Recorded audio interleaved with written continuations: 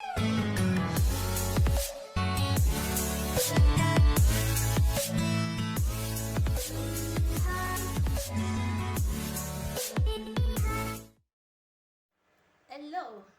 yes, good afternoon. Welcome to my YouTube channel. Yes, this is a place of learning actually. So, in this particular video, I'll be telling us, I'll be giving us information about pregnancy and childbirth. And today, I want to talk about booking. If you're a pregnant woman, you will know what this is. If you're a married woman with kids, you will know what the antenatal clinic does on the day of booking. So right here, I just want to talk about the importance of booking. And in the process of talking about the importance of booking, I may also mention some of the activities that are done when you go to book. I am a midwife by God's special grace. I trained in University Teaching Hospital, Ibadan, as a nurse, and also as a midwife thereafter. And also, I backed my degree in nursing in the West, that's in Lautech Teaching Hospital, in Lautech University. So, I worked in Lautech Teaching Hospital, so that is why I mixed it up together. I worked in Lautech Teaching Hospital. After so many years of working with private institutions, and I've been working with the government for about 6 years now.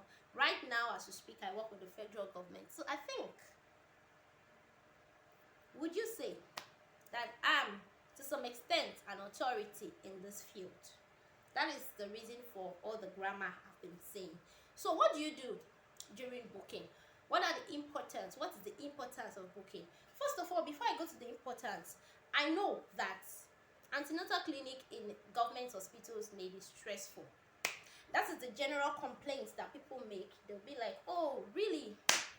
I'm not interested in going to antenatal. I'm not the type. I cannot just sit down there and be wasting my time, blah, blah, blah. There are many things. And yes, we are all different individuals. We are all different. But if you know yourself, you know your capacities, you know your capabilities, you know the level of wisdom you have, the level of knowledge you have, the level of experience and exposure that you have, there are some things you should not stay away from. You should not compare yourself to everybody and say, oh, if this woman could do this and she did not go for any antenatal clinic and everything went fine, okay, I should be able to do that. Okay, you might be able to, compare yourself to your grandmother or your mom that told you, what are they doing in antenatal clinic? They just make noise and force you to dance when you are not supposed to dance and whatever.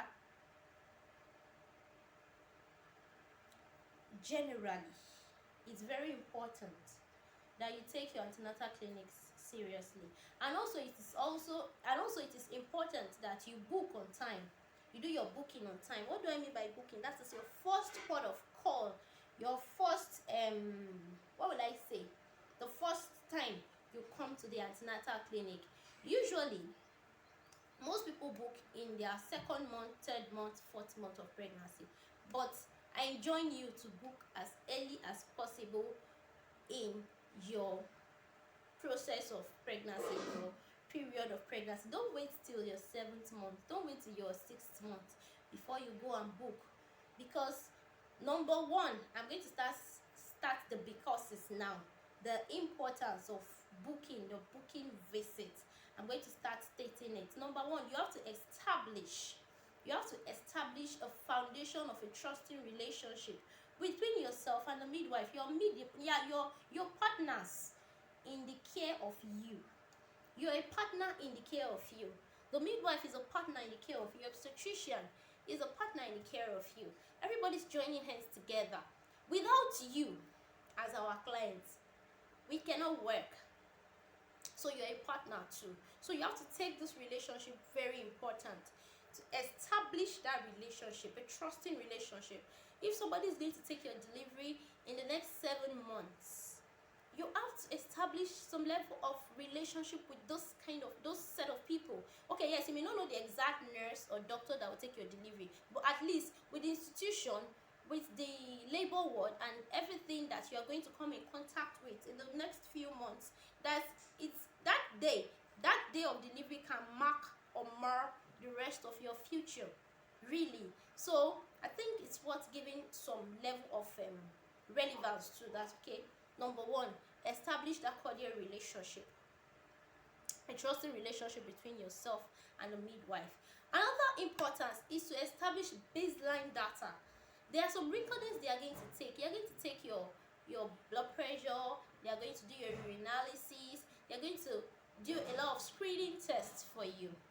There may not be so many, there may not be more than 2 or 3 on the first day.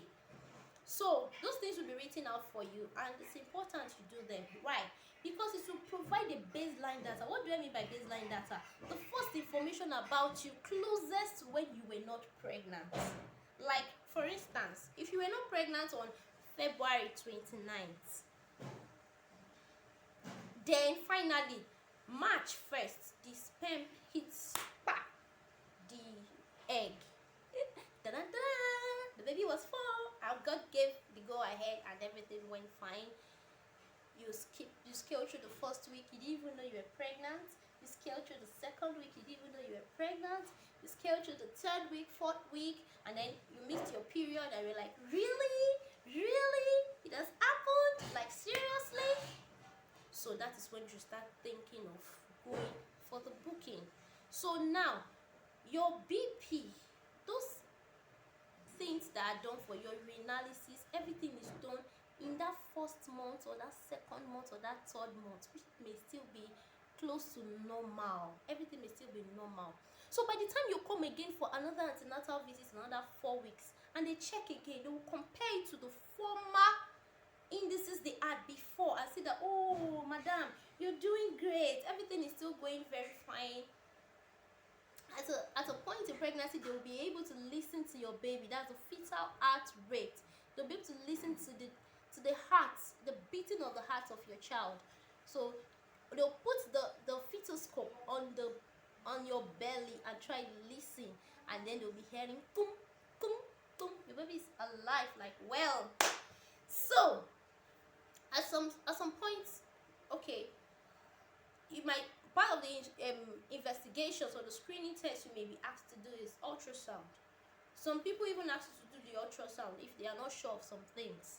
So if you do your ultrasound, you might tell the person doing the ultrasound that the sonographer that, please, can you please turn the screen so that I'll see my baby? It may not make sense to you. You might just see something like a stone or something looking so weird.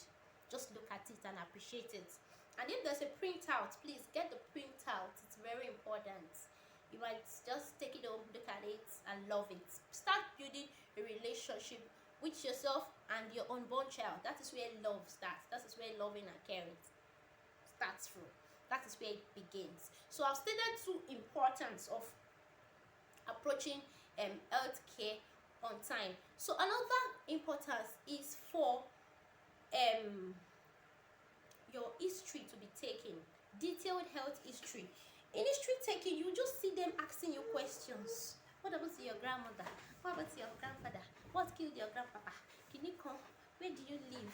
What happened? They ask you your past medical history, your present medical history. They ask you your family history, your medical history. Your medical history, they ask you if you're asthmatic, if you're hypertensive. Has anybody told you that you had a high blood pressure? Has anybody told you this one? Those things you're answering to, they are putting it down. It's very, very key. It's very, very key to the continuance of your care, the continuance of your management, like we say in the medical field. Because if they didn't know that some things had happened to you, it may not intimate them with the right information they need to be able to care for you, because we cannot see you, we cannot enter you. There is no how we would know that this woman has experienced this, this thing has happened to this person before. Oh really? If your first delivery was a big baby, very big baby, it's an information you need to drop.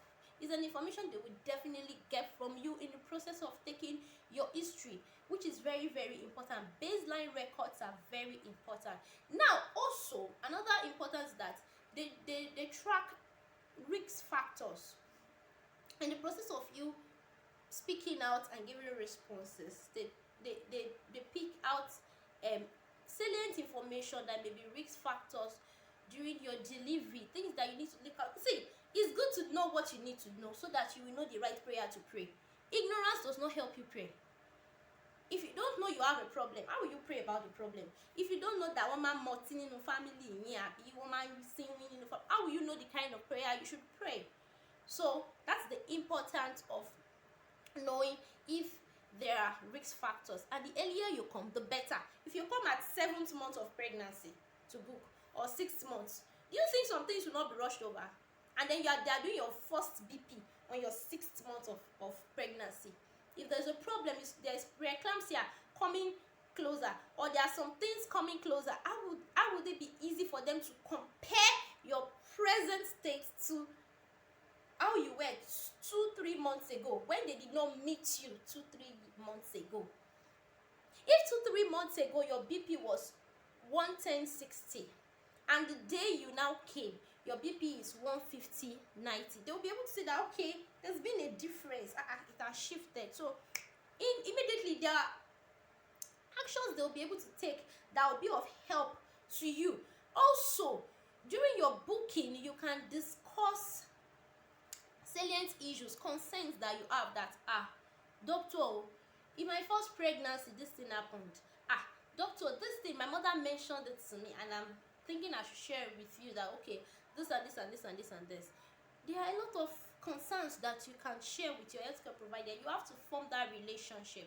And then if you don't feel so close, you can look for other healthcare professionals that are midwives or nurses in this specialty that can help you to give the right information. Pregnancy support partners are a very good go-to, because they'll provide you with the kind of support that you need. So lastly, I'll be talking about referrals. If some things have been noticed, and maybe you approached an health health post or primary health care center, and they take all this data, they take your information, they see the risk factors, they will be able to know whether to refer you immediately. Yes, this video is not to make you feel as if, oh, I have a problem. Yes, you don't have a problem. In Jesus' name, I don't have a problem.